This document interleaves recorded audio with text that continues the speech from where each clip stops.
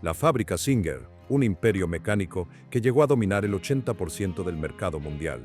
Desde las máquinas de coser que transformaron la vida de millones de familias, hasta las pistolas más precisas de la historia militar. Sin embargo, de ser el máximo símbolo de progreso y modernidad, este imperio se derrumbó en menos de 2 décadas. ¿Qué le sucedió realmente a Singer? Acompáñanos a descifrar el trágico ascenso y caída de este gigante. El mago de la mecánica y la revolución del compre ahora, pague después. Isaac Merritt Singer era una mezcla extraña entre un actor de teatro desempleado, un hombre mujeriego con una de las vidas privadas más escandalosas del siglo XIX y un genio mecánico innato. Nacido en Nueva York en 1811, Isaac nunca recibió formación técnica formal en ninguna escuela. Su agudeza provenía de sus años de trabajo en talleres mecánicos y de su aguda capacidad de observación. Antes de que aparecieran las máquinas de coser, Isaac ya poseía patentes para máquinas de perforación de roca y corte de madera. Pero el verdadero punto de inflexión llegó en 1850 en Boston, cuando se le pidió reparar un modelo de máquina de coser de Orson Phelps. En aquel entonces, la máquina de coser era una verdadera máquina de frustración, ya que frecuentemente omitía puntadas, enredaba el hilo y solo podía coser en líneas rectas cortas debido a su diseño de aguja horizontal. Isaac Singer le declaró con total confianza a su socio que la haría funcionar perfectamente en tan solo 11 días. Y cumplió su palabra exactamente como lo prometió. Mientras sus predecesores, como Elias Howe u Orson Phelps, se esforzaban por imitar el movimiento de la mano humana al coser, Isaac pensó en la optimización industrial. Él vio claramente los errores en la estructura mecánica de las décadas anteriores. Realizó 3 cambios estructurales básicos que, hasta el día de hoy, siguen siendo la columna vertebral de todas las máquinas de coser modernas. Primero, reemplaza la aguja curva horizontal por una aguja recta que se movía de arriba hacia abajo en un eje vertical. Segundo, inventó el prensatelas, presser foot, para sujetar firmemente la tela, evitando que se desplazara al coser, un problema grave que convertía a las generaciones anteriores de máquinas en chatarra. Tercero, y lo más importante, Isaac introdujo el sistema de pedal, treadle, en lugar de usar una mano para girar una manivela, lo cual ocupaba el 50% de la capacidad de control de la tela del operario. El sistema de pedal de Singer permitía liberar completamente las manos para guiar incluso las costuras más complejas. El alma del hierro fundido y los engranajes.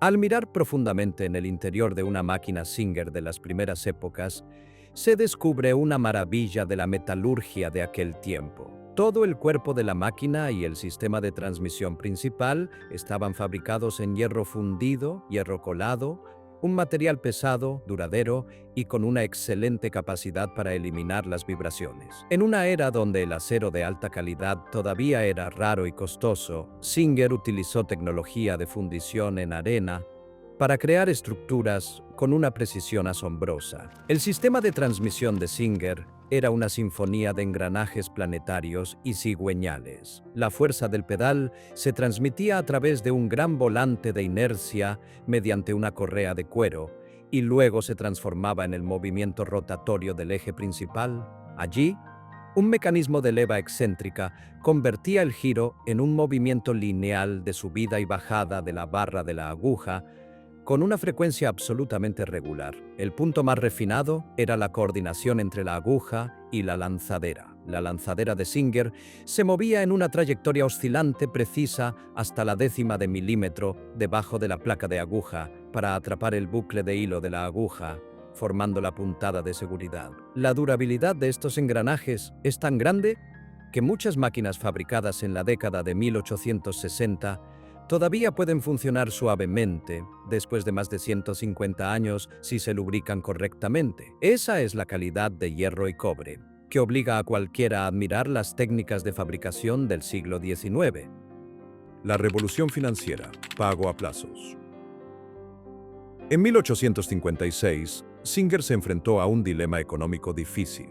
Su máquina de coser era una obra maestra, pero tenía un precio de $100. lo que equivalía a los ingresos de una familia promedio durante muchos meses o incluso un año entero. En ese entonces, la máquina de coser era solo un juguete de lujo para los ricos o los grandes talleres de costura. Las personas que realmente la necesitaban, como las amas de casa y los sastres pobres, nunca tenían suficiente efectivo para realizar un pago único. Fue entonces cuando Edward Clark, el inteligente socio de Isaac, propuso un movimiento que cambiaría por completo la cara de la economía mundial: el sistema de alquiler con opción a compra, Hire Purchase, que es el predecesor de lo que hoy conocemos como pago a plazos. Los clientes solo necesitaban pagar $5 por adelantado y luego pagar gradualmente $3 al mes hasta completar el valor de la máquina. Esta estrategia fue una explosión masiva. Rompió las barreras de precio y convirtió a la máquina de coser Singer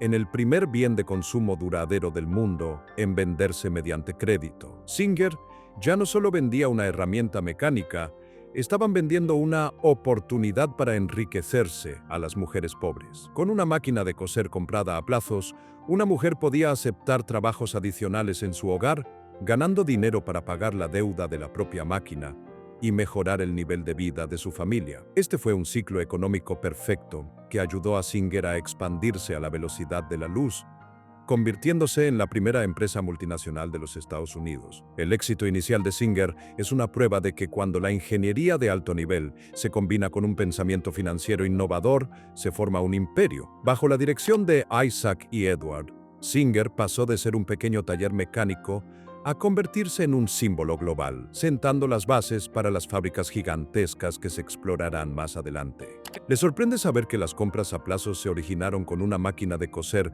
hace más de 150 años? La época dorada, cuando la máquina de coser estaba en cada hogar.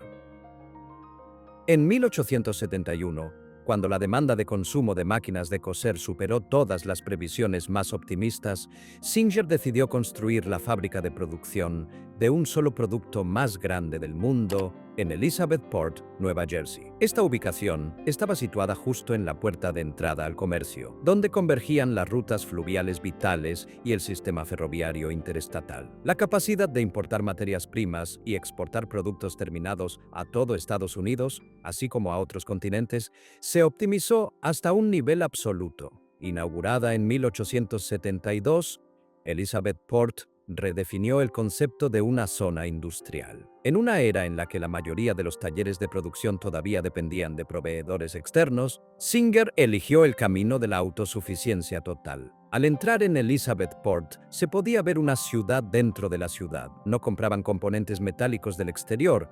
Ellos mismos construyeron fundiciones gigantescas para controlar la calidad del acero desde sus etapas más tempranas. No dependían de la red eléctrica de la ciudad, ya que la fábrica poseía su propia estación generadora con capacidad suficiente para iluminar toda una región.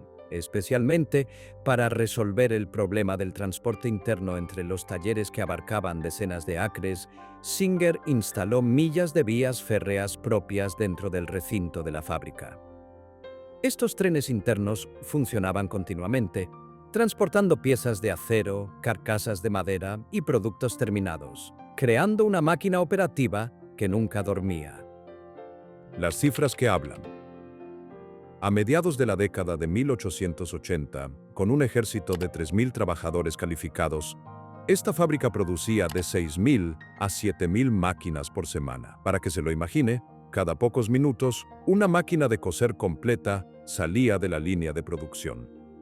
Para el momento de la Segunda Guerra Mundial, el número de personal allí se había disparado a 5.000 personas para satisfacer tanto las necesidades civiles como militares. Pero el mayor valor de Elizabethport no residía en la cantidad, sino en el método de producción, siendo esta la forma más temprana de la producción en masa, basada en el principio de componentes intercambiables. Décadas más tarde, cuando Henry Ford estableció su famosa línea de ensamblaje de automóviles, admitió la profunda influencia de la manera en que Singer operaba sus fábricas. La estandarización de cada tornillo y cada engranaje, para que pudieran ensamblarse rápida y precisamente en una línea continua, fue la llave de oro que Singer encontró en Elizabethport. Se puede decir que, sin el pensamiento mecánico avanzado de Singer en Nueva Jersey, la industria automotriz moderna probablemente habría tardado mucho más tiempo en lograr el auge que hemos visto. Sin embargo,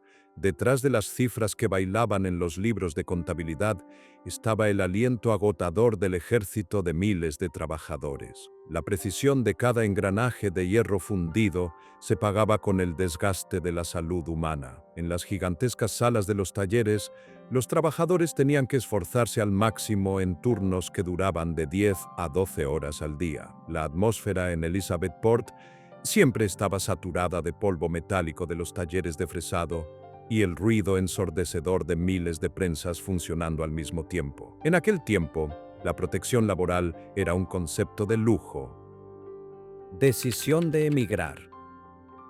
Durante el periodo de 1880, las fábricas de Singer en Estados Unidos estaban sobrecargadas. La demanda de Europa y las colonias explotó hasta el punto de que el transporte de máquinas de coser a través del Atlántico se convirtió en una carga logística. La dirección de Singer necesitaba una fortaleza en el viejo continente, por lo que eligieron Clydebank, una zona pantanosa a orillas del río Clyde en Escocia. Clydebank, en aquel entonces, era el centro de construcción naval del mundo, donde convergían los mecánicos más cualificados y las fuentes de acero de alta calidad más abundantes. En 1882, Singer adquirió 46 acres de tierra y comenzó a levantar una obra que más tarde se llamaría la octava maravilla del mundo industrial. Imagine un complejo industrial con más de 10.000 trabajadores operando simultáneamente bajo techos de ladrillo rojo que se extendían hasta donde alcanzaba la vista. La diferencia que hizo que Singer Clydebank fuera temible para sus competidores fue el pensamiento de autosuficiencia absoluta. Todo allí estaba calculado para optimizar la productividad, y desde que un lingote de acero en bruto entraba por la puerta de la fábrica, solo tomaba poco tiempo para convertirse en sofisticados juegos de engranajes completamente ensamblados. En su apogeo, esta fábrica producía casi 1,5 millones de máquinas al año, lo cual era una cifra increíble a principios del siglo XX y un testimonio de la perfección de la línea de producción en masa en Singer. 100 millones de agujas y precisión micro.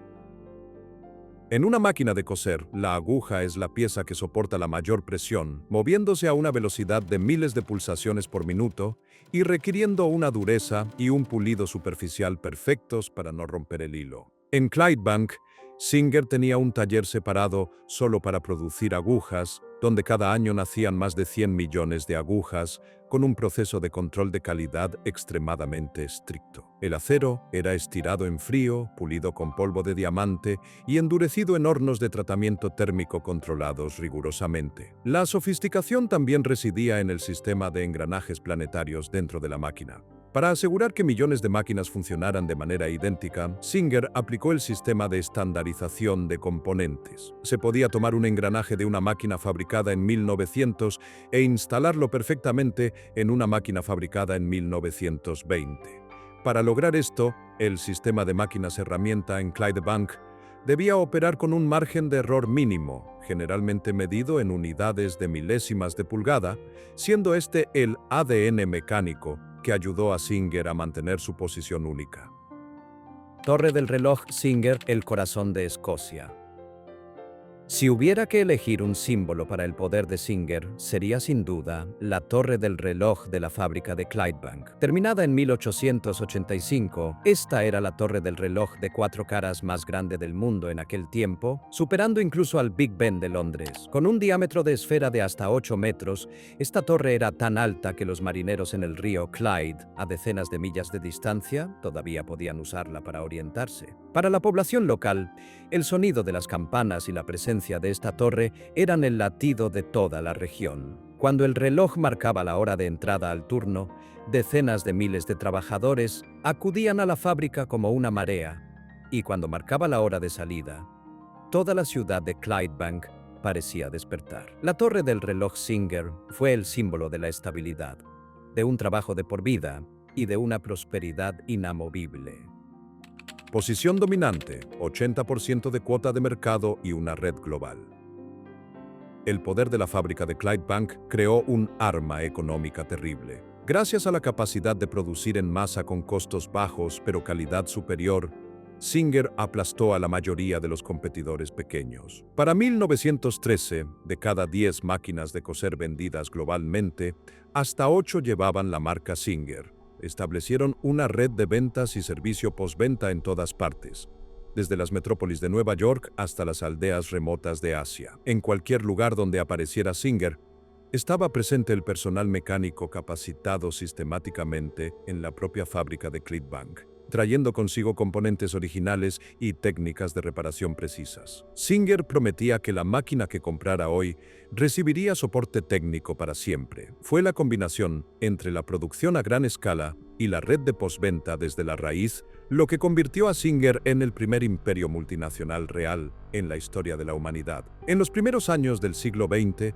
la fábrica de Clydebank era como una gigantesca máquina de imprimir dinero, funcionando sin problemas y expandiéndose continuamente, donde los trabajadores estaban orgullosos de ser llamados gente de Singer. Sin embargo, el crecimiento acelerado de Singer también dejó una deuda ecológica gigantesca. En más de un siglo de operación, la fábrica de Elizabethport vertió continuamente desechos industriales pesados en las vías fluviales de Arthur Kill y Newark Bay.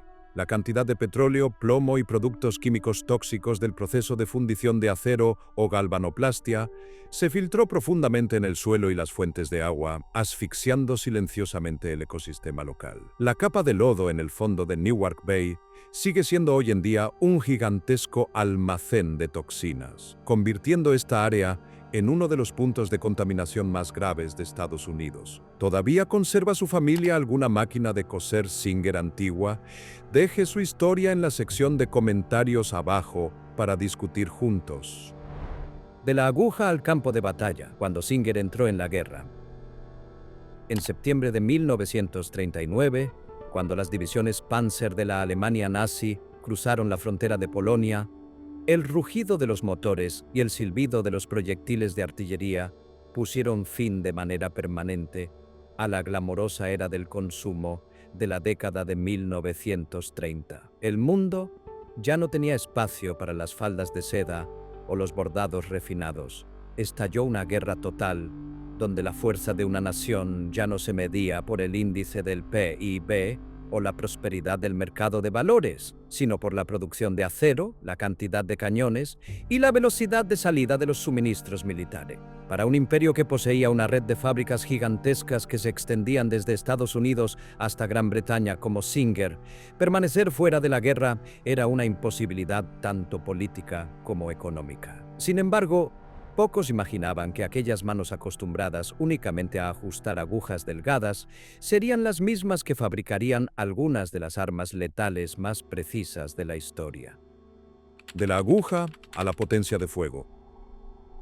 En Gran Bretaña, la fábrica de Clydebank recibió órdenes urgentes del Ministerio de Suministros para transformar toda su funcionalidad. En Estados Unidos, Elizabethport también comenzó a recibir órdenes educativas, un término militar para designar el entrenamiento de empresas civiles con el fin de familiarizarse con los procesos de producción de armamento. Muchos se preguntarían cómo una empresa de máquinas de coser podría fabricar armas. La respuesta reside en la lógica de la precisión. Los ejércitos aliados comprendieron que si un trabajador podía ensamblar cientos de engranajes diminutos y coordinarlos para que funcionaran sin problemas a una velocidad de 1000 puntadas por minuto sin romper un hilo delgado, entonces fabricar un cerrojo de fusil, un sistema de mira o componentes complejos de aviones era solo cuestión de cambiar el plano técnico. El ADN de Singer era el de la precisión micro, y en la guerra la precisión es la frontera entre la vida y la muerte. La legendaria pistola Singer M1911A1. Si usted asiste a una subasta de armas antiguas y pregunta a un experto cuál es el modelo de pistola 1911 más perfecto jamás fabricado, la respuesta nunca será Colt, Remington o Ithaca. El nombre pronunciado con absoluta veneración es Singer. En 1939, el Consejo de Armamento de los Estados Unidos entregó a Singer un desafío considerado una misión imposible: producir 500 pistolas modelo M1911A1 bajo el contrato número WU-ORD-352. El objetivo no era la producción en masa, sino comprobar hasta qué límite podía llegar el nivel de procesamiento de una empresa civil de alto nivel. Estas 500 pistolas, con números de serie del S800001 al S800500, se convirtieron en leyenda. Mientras que los fabricantes de armas profesionales producían pistolas como equipo militar,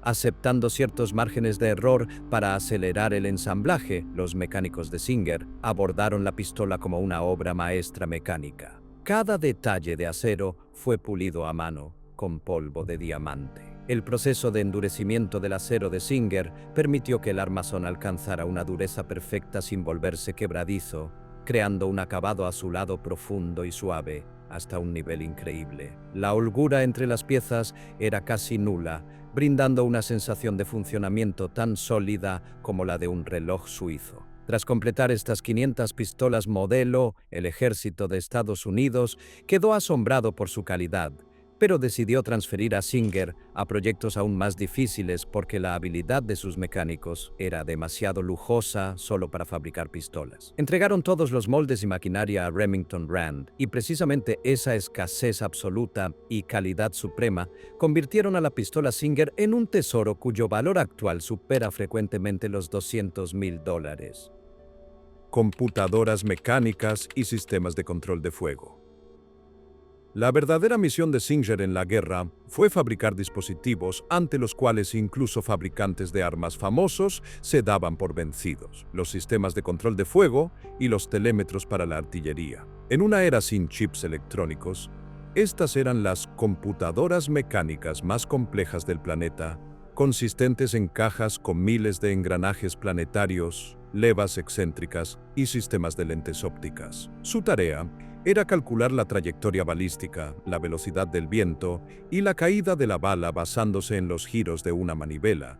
Si un solo engranaje se desviaba una décima de grado, el proyectil fallaría su objetivo por kilómetros. Solo los mecánicos que habían pasado su vida alineando la coordinación entre la lanzadera y la aguja a altas velocidades tenían la paciencia y la habilidad para ensamblar estos cerebros de acero. El punto máximo de la contribución mecánica de Singer fue el proyecto del B-29 Super Fortress, el bombardero más avanzado de la Segunda Guerra Mundial. El B-29 poseía una tecnología revolucionaria: el sistema de control remoto de torretas de Sperry. En lugar de que el artillero estuviera directamente junto al arma, se sentaba en una cabina presurizada y controlaba las torretas externas a través de un sistema de computadora analógica. Singer fue la unidad responsable de producir los componentes centrales de este sistema de puntería, permitiendo a los artilleros del B-29 destruir aviones de combate enemigos con una precisión impensable desde largas distancias.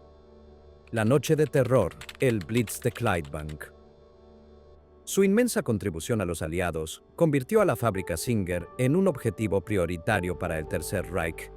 En la lista de la Luftwaffe, la fábrica de Clydebank en Escocia ocupaba los primeros lugares. Las noches del 13 y 14 de marzo de 1941, el cielo de Clydebank se tiñó de rojo cuando cientos de bombarderos alemanes lanzaron miles de toneladas de bombas sobre el área del río Clyde. La fábrica Singer, con su gigantesca torre del reloj, se convirtió en el blanco perfecto bajo la luz de la luna.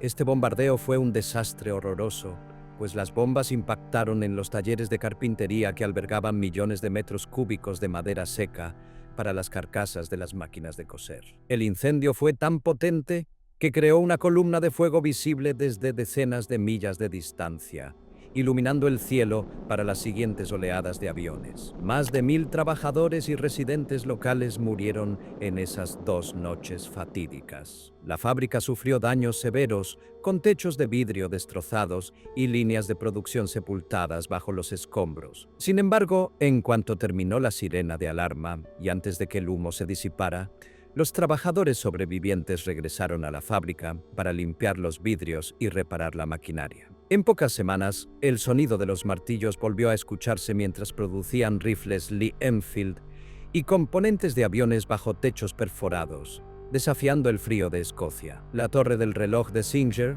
aunque dañada, permaneció en pie, con sus manecillas moviéndose como una afirmación de que las bombas no podían doblegar el orgullo industrial de Singer. Al finalizar la guerra en 1945, Singer emergió como uno de los contratistas militares más exitosos, aplicando la disciplina y el rigor militar a su producción civil, lo que explica por qué modelos de la década de 1950, como la Singer 201K, poseen una calidad considerada eterna.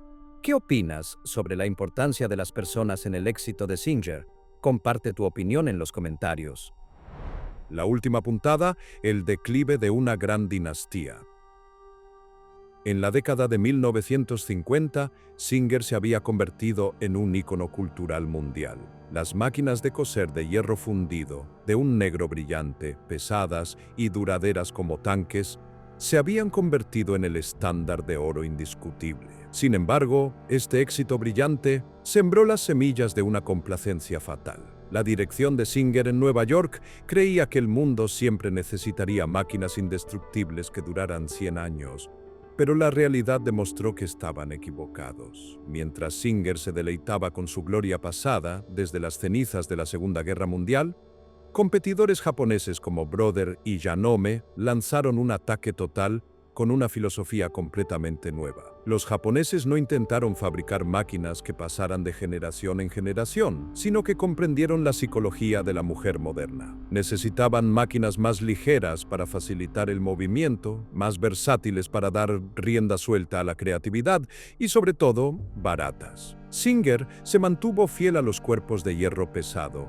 mientras que Brother pasó a utilizar aluminio y plásticos de alta calidad. Singer seguía estancado en las puntadas rectas tradicionales, mientras que los japoneses popularizaron la función zigzag y los patrones de bordado automático con solo mover una palanca. El retraso en la adopción de nuevos materiales y tecnología de automatización hizo que Singer perdiera el segmento de clientes jóvenes, quienes veían a la máquina de coser clásica de Singer como una reliquia pesada de su abuela más que como una herramienta moderna. Desastre de gestión. Si el error en el producto fue una herida, el error en la gestión fue la estocada mortal. La década de 1960 fue testigo de una tendencia peligrosa en el mundo empresarial estadounidense llamada la era de los conglomerados. Donald Kircher, el entonces director ejecutivo de Singer, tomó una decisión que pasaría a la historia como una lección de ceguera. En lugar de concentrar todos los esfuerzos de I+D, investigación y desarrollo, para recuperar la cuota de mercado de máquinas de coser de manos de los japoneses, quiso convertir a Singer en un imperio tecnológico diversificado.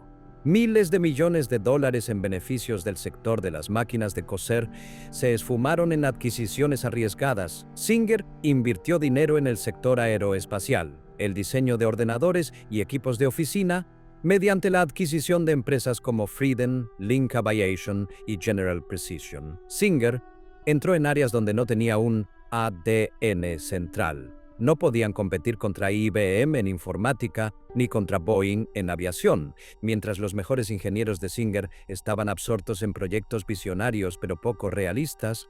El sector de las máquinas de coser, la gallina de los huevos de oro, fue abandonado por completo. Sin nuevas tecnologías ni materiales, la marca Singer se diluyó gradualmente hasta el punto de que los consumidores ya no sabían qué hacía Singer realmente bien. Clydebank, presagio del colapso de un símbolo. La ruptura entre la administración y el alma de la empresa se hizo más evidente en la fábrica de Clydebank, Escocia. En 1963 ocurrió una decisión impactante.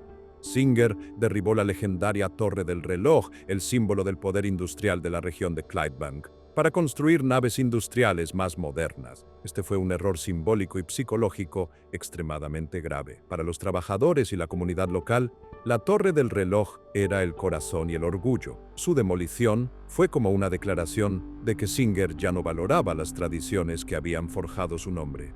La indignación acumulada culminó en la huelga histórica de 1970. Los mecánicos más capacitados, que alguna vez consideraron la fábrica como su hogar, dieron la espalda a la corporación. La huelga duró meses, paralizó la producción, causó pérdidas de millones de libras y, lo más importante, rompió permanentemente el vínculo entre el personal de Singer y la administración en los Estados Unidos. El ocaso de un monumento. El año 1975 pasó a la historia del grupo como una sentencia de muerte. Por primera vez desde que Isaac Singer fundó la empresa, Singer anunció una pérdida financiera masiva. El Titanic industrial había chocado contra el iceberg de la obsolescencia y las deudas. La tragedia más dolorosa ocurrió el 1 de diciembre de 1982. Después de más de 110 años de operación y de sustentar a decenas de miles de familias, la fábrica de Elizabethport en Nueva Jersey cerró formalmente sus puertas para siempre. Como consecuencia, 5.000 trabajadores perdieron sus empleos en un solo día. El pueblo de Elizabethport, que se había construido en torno al aliento de la fábrica, colapsó de inmediato. Las casas, que alguna vez estuvieron llenas de las risas de familias de clase media, se convirtieron en caparazones vacíos. En 1999, tras varios cambios de dueño y el desmantelamiento de activos para pagar las deudas de los errores de diversificación de la década de 1960, la división de máquinas de coser de Singer, el alma del imperio, se declaró oficialmente en bancarrota bajo el capítulo 11. La marca Singer, que alguna vez fue ilustre, ahora es solo un nombre que se compra y se vende, con licencias en productos electrónicos baratos de China, completamente ajenos a los bloques de acero y hierro de alta calidad de antaño. Legado tóxico. El colapso de Singer también dejó cicatrices terribles en el medio ambiente y la sociedad. En el área de la antigua fábrica de Elizabethport se descubrió una realidad dolorosa. Más de un siglo de producción industrial descontrolada convirtió esta tierra en un gigantesco vertedero de productos químicos. El suelo y las aguas subterráneas se saturaron de plomo, del proceso de fundición, productos derivados del petróleo, PCB y químicos industriales tóxicos utilizados en la galvanoplastia. Elizabethport pasó de ser un próspero centro industrial a una tierra olvidada. Cuando desapareció la principal fuente de ingresos, el crimen, las drogas y la decadencia social llenaron el vacío. Las casas de los antiguos trabajadores se convirtieron en símbolos de pobreza y desesperación en New Jersey. En enero de 2024, un incendio estalló con fuerza, destruyendo la mayor parte de lo que quedaba del antiguo complejo de la fábrica de Elizabethport. Los últimos muros de ladrillo rojo, donde alguna vez resonó el sonido de las máquinas y el aliento de miles de mecánicos, se derrumbaron entre las cenizas. Este incendio fue como un punto final amargo para una historia de 170 años. Lo que las bombas de la Alemania nazi no pudieron hacer en Clydebank, la indiferencia del tiempo y el abandono lo completaron. El imperio Singer fue incinerado, literalmente, dejando un vacío inmenso en la historia industrial del mundo. El viaje del imperio Singer llega a su fin, dejando una valiosa lección sobre la adaptación. Gracias por acompañarnos. No olvides suscribirte para no perderte las próximas historias.